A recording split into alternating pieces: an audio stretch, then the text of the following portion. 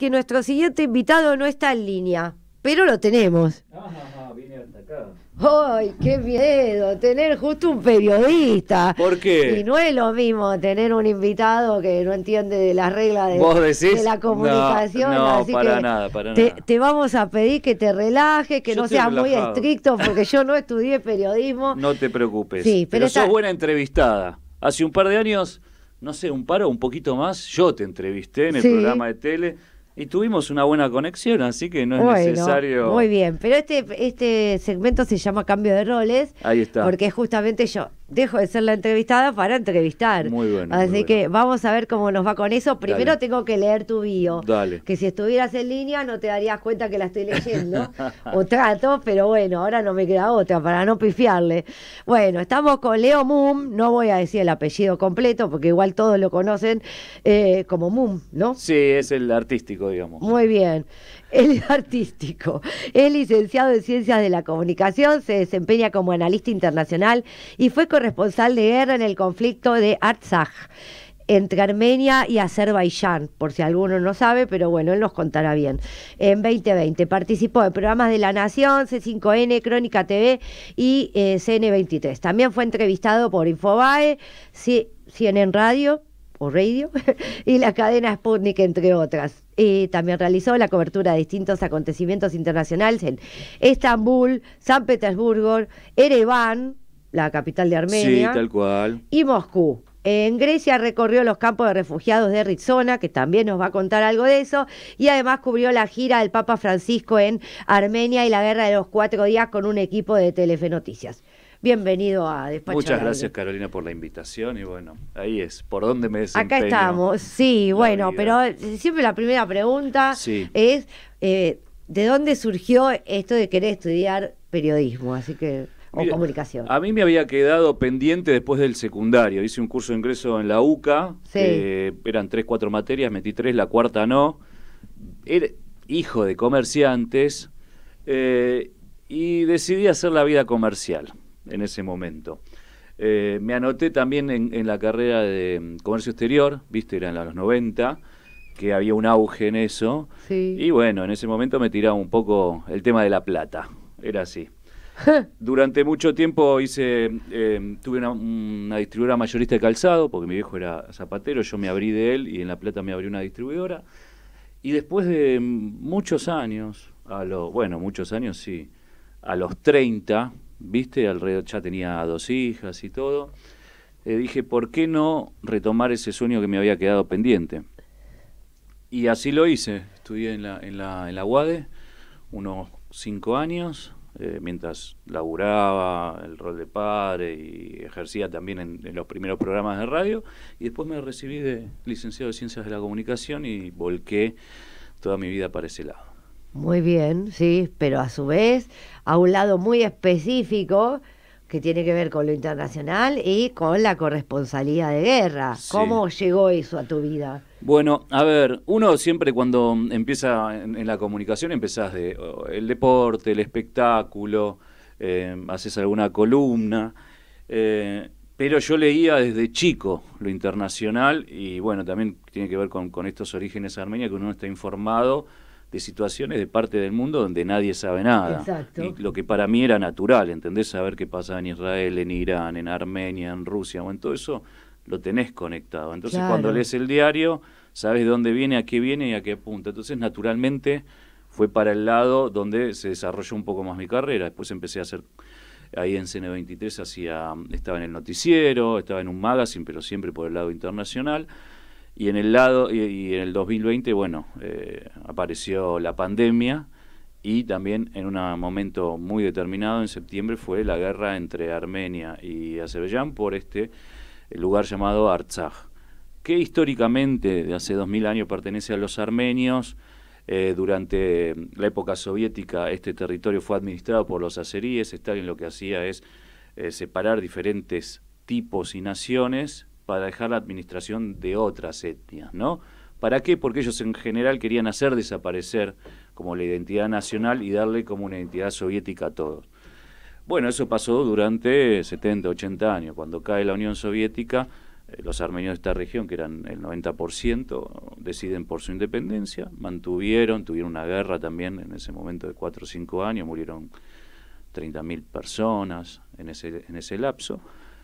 Durante esta independencia se mantuvo esos límites, los armenios habían ganado esa primera guerra, en la década del 90, era del 90 al 94, y después, durante la pandemia, el presidente de Turquía, Erdogan, decidió que ese conflicto se tenía que terminar. No le pertenecía a él, pero había decidido, porque acá hay un movimiento internacional, y eso se está viendo también con lo de Rusia, ¿no? Sí. De que los imperios que parece que habían caído, habían quedado en el tiempo, empezaron a hacer sus movimientos. Estamos hablando de Rusia, estamos hablando de Turquía, y Turquía quería esa región poner una pata, en definitiva. Apoyó al presidente Aliyev, que es el presidente de Azerbaiyán, se dio el conflicto, y bueno, y yo estaba frente a mi computadora noche y día, con el Telegram, con todos mis contactos allá, hacía un vivo todas las noches, y dije, ¿por qué no ir a la guerra? Muy bien. Y ahí empecé a tirar un par de líneas a gente que conozco, por supuesto, director del diario Armenia, otro director del diario del semanario Sardarabat, de la comunidad armenia, Sí. y cubrí para los dos medios, cosa que no había pasado nunca, ¿viste? O sea, ni para uno ni para claro. los dos. Era mi condición como para no quedar ligado a una línea editorial u otra. Exacto. Entonces hacía un vivo todos los días, desde allá de Armenia, a las 6 de la mañana, y acá eran las 12 de la noche, contaba todo lo que había pasado, tenía un equipo también de gente que se dedica a lo internacional y también muy bélico, o sea, hacemos un lindo equipo, y yo desde allá. Y después todo un informe diario que salía en el diario Armenia. Mira vos, si tuviste miedo en algún momento estando allá. Sí. Miedo, a ver... Uno cuando vaya ya tomás conciencia de que puede pasar cualquier que preparar, cosa, ¿no? Claro. Entonces uno tiene que ir preparado para lo peor, por lo menos psicológicamente. Entonces, lo primero que hice es cuando llegué, o sea, yo fui a Yerevan, a la capital de Armenia, y esto queda 6, 7 horas en auto. Tenés que ir por el sur de Armenia y después entras por un cónclave a la región. Lo primero que me dije a mí mismo fue... no discutas con la realidad, aceptala como es. Porque me parece que cuando uno empieza con sus pruritos, Sí. es cuando entras en conflicto. Entonces dije, aceptá la realidad, describila como la estás viendo, y vos no tenés conflictos personales en esa descripción o esa labor periodística. Ahora, yo había ido en el 2016 con un equipo de Telefe Noticias a Armenia, habíamos cubierto la gira del Papa Francisco Sí. allí, y después fuimos a las trincheras de Artsaj aquí, donde hay chicos de 18, 20, acá se hacía la conscripción, allá los mandan a las trincheras a defender los territorios. Y hicimos 3 informes muy exitosos en Telefe, tuvieron mucho rating, pero eso me costó haber entrado en la lista negra de los azeríes. Azerbaiyán, si vos entras a este cónclave que se llama Nagorno-Karabaj o Artsaj, si no le pedís permiso, Sí. te meten en una lista negra. Lo cierto es que como está controlado por los armenios, yo entré por el lado de los armenios, no tenía por qué pedir disculpas, entonces estaba en una lista negra. Cosa que me condicionaba para ir a la guerra. A ver, ¿por qué te cuento todo este preludio? Porque una tarde-noche empiezo a hablar siempre uno tiene que tener contactos en varios lugares, qué pasa, cómo está la frontera para entrar, y me dicen, mira, yo quería quedarme un par de días más para cubrir, me dice, vos ya no tenés que estar acá. Me dice, ¿por qué? Le digo, porque en 2 días los azeríes pueden estar en Yushi, que era una región que yo tenía que pasar para salir. Claro. Bueno, gracias por avisarme, le digo, Sí. y ahí empecé a tirar líneas para salir de ese lugar. Sí. Empecé una línea y conseguí que al otro día a la mañana me llevaran, esto era a las 4 de la tarde, y durante toda esa tarde estaba buscando una salida. Una salida era cualquier cosa, subirte a un micro donde llevaban y traían, no sé, ropa, comida, lo que sea. Hablaba con el pibe del lobby, del hotel, me dice, mira, ese fue el último a las 5 de la tarde. Yo digo, no puede ser, Claro. le digo, yo me tengo que... ¿Y por qué te tenés que ir? No, el diario me mandó a cubrir otra zona, le digo, porque tampoco podía, era información clasificada que tenía yo. A mí que me condicionaba eso de que los azeríes me agarren a mí en cualquier lugar, porque hay equipos comandos que se van metiendo en las regiones, Claro. van capturando gente, y donde a mí me agarraban los azeríes me mandaban Bakú, y ahí hay tortura. Es Sí. así, no hay otra cosa, porque esto también le pasó a un bloguero israelí que lo tuvieron cautivo, hay fotos y todo. Ay, qué tremendo. Entonces mi miedo era más a la tortura que a la Claro. caída de una bomba. Exacto. ¿Entendés? Entonces durante toda esa tarde fue pensar, tenía un carrier y una mochila, porque Sí. yo hacía los vivos, tenía el aro de luz, tenía trípode. ¿Qué hago? ¿Qué tengo que dejar por si me llega a pasar esto? Bueno, lo descartable quedaba en el carrier, y si yo tenía que sobrevivir 2 días en el bosque, me lo tenía que cargar en la mochila. Claro. Esa fue mi lógica. Si voy en el coche, me tengo que sentar atrás, porque es el lugar más seguro, del lado de una puerta, para poder escaparte. Claro. Todo eso lo vas pensando sistemáticamente en frío. ¿Qué tengo que tener en la mochila para aguantar 2 días? Esto. Tenía 2 celulares. En uno empecé a borrar todo testimonio de armenidad que había por si me lo pedían. Ay, El no. otro lo tenía de backup. Tengo 2 hijas. Al primer segundo dije, olvídate de tus hijos, olvídate de todo, que no te afecten en la toma de decisiones. Claro. Porque en donde entras en lo emocional, Y sí, entras en perdiste. una laguna. Bueno, y así fue toda la tarde. Le digo al del lobby, flaco, ¿me conseguiste? No, pero estamos. Le digo, llama a todos los hoteles a ver si hay alguien que se está yendo para Armenia, le digo. Me dice, bueno, vos quedate tranquilo, que es una parsimonia, porque la guerra hasta parece natural en algún momento, la naturalizás tanto, Y sí. ¿Viste? Que hay gente que entra y sale de la región, las bombas, todos los días oís bombas, entonces es como parte, ¿viste? Los pajaritos que tenemos aquí, o en el conurbano, bueno, allá las bombas eran lo cotidiano, te levantabas y a 8 o 10 kilómetros todas las mañanas había bombardeo. Esto era lo que te pasaba. El tipo dice, relájate, dormite un rato, me dice. Ja, Bueno, voy a intentar dormirme, ¿viste? Ya claro, había acomodado además todo. No es tan fácil. ¿Qué va a ser fácil? El tipo me lo dijo así, dije, bueno, voy a escucharlo. Cuando me tiro en la cama, cerré todas las ventanas, todo ahí me doy cuenta de mi humanidad. Claro. Cuando cierro los ojos siento como la sangre hervir. Ah, Y ahí recién empiezo a caer que mi cuerpo me está diciendo, flaco, estamos en un momento difícil. No podía dormirme porque sentía, te juro, la sangre Claro. arder en el cuerpo. No pude, me volví a parar, me fui abajo al lobby. Me dijo, bueno, ya encontramos algo a la noche. ¿Y con quién? No, después te digo, me dice. sí. Llegó el momento, suena el teléfono, vamos, me dice. Bueno, voy.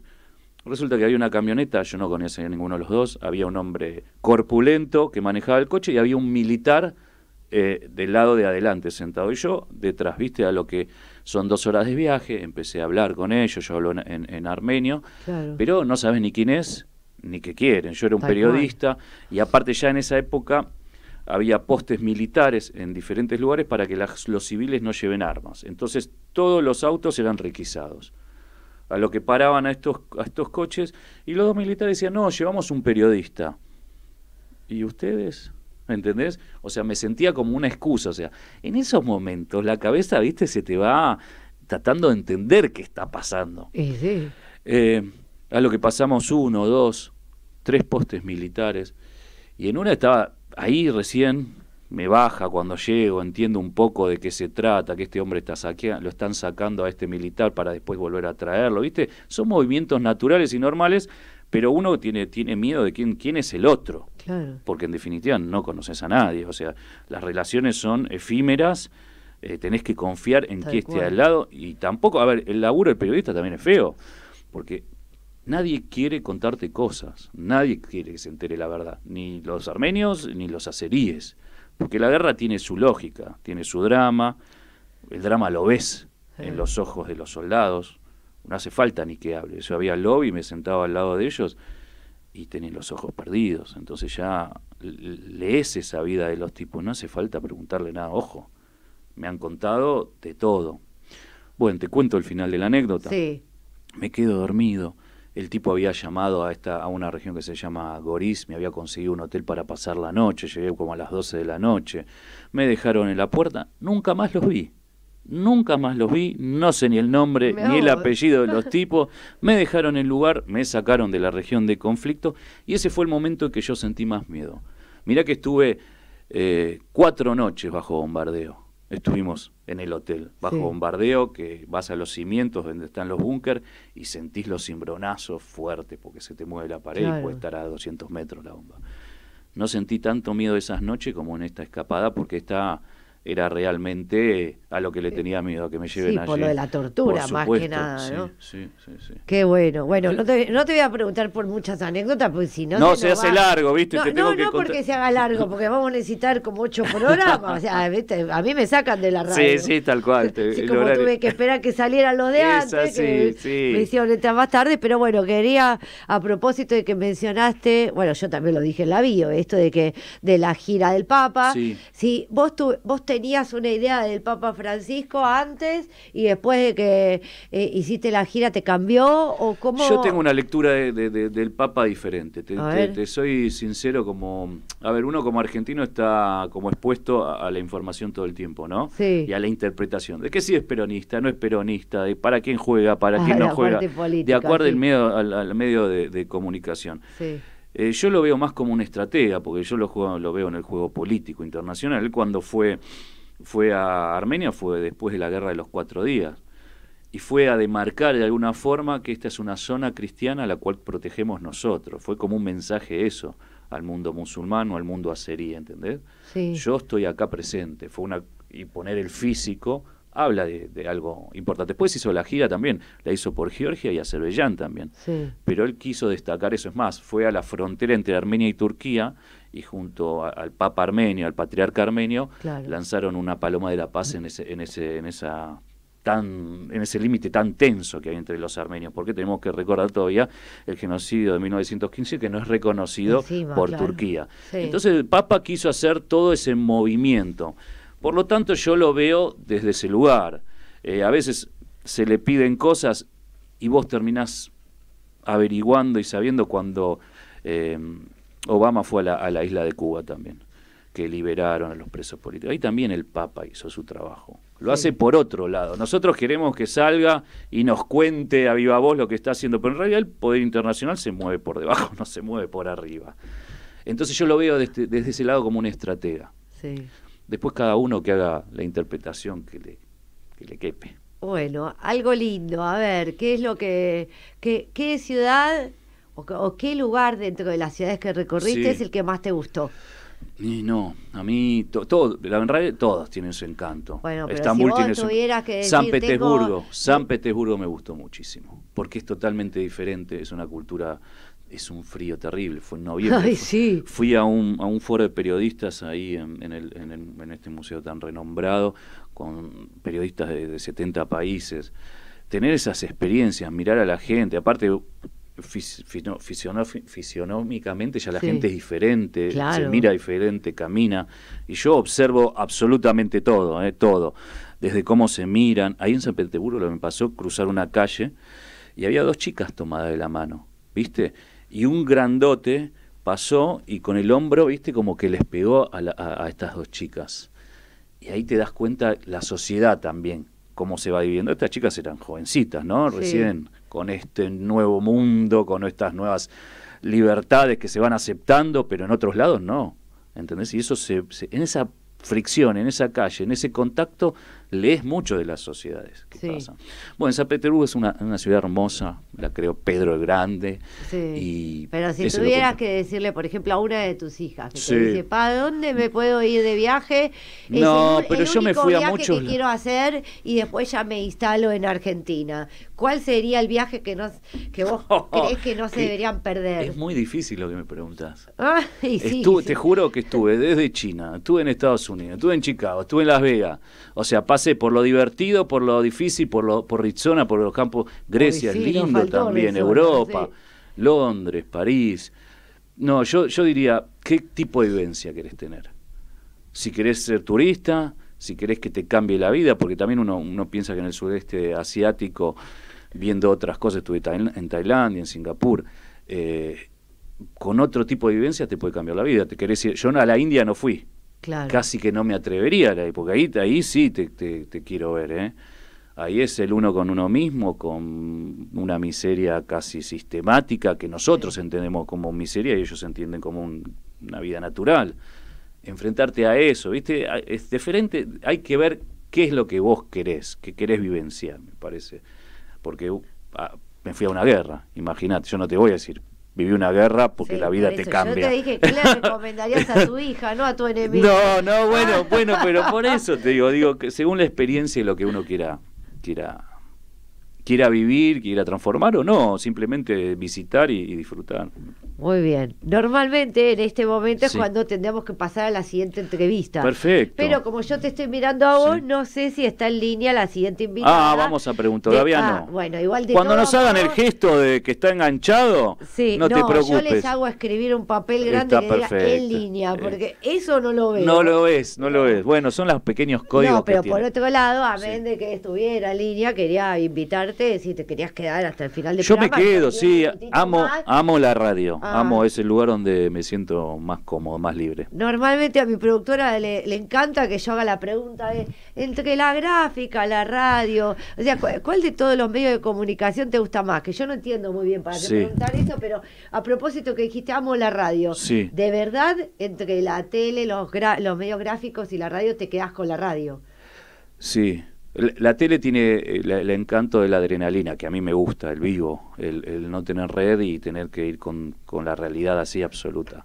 Pero la radio te da, te libera, sos más vos, no tenés que tener tantas caretas, ¿entendés? Va la relación, te mirás, hablás, charlas, va por otro lado, no hay una construcción, no tenés que estar lindo, preparado y todo lo que es la tele, va por otro lado esa comunicación. Por eso la compañía es la radio, ¿viste? Que antes se prendía, a veces hoy no está el aparato. Claro. Pero bueno, cuando se pone la compañía de la radio es por eso, porque va Sí. por otro lado, te llega desde otro lado. Tenés razón. Bueno, algunos usan la tele de compañía, pero no es lo mismo. Sí, no es lo mismo, porque hoy está muy bien claro, todos, absolutamente los canales que tienen una suerte de querer cambiar la opinión de quien lo escucha. Entonces estás Exacto. todo el tiempo expuesto a eso.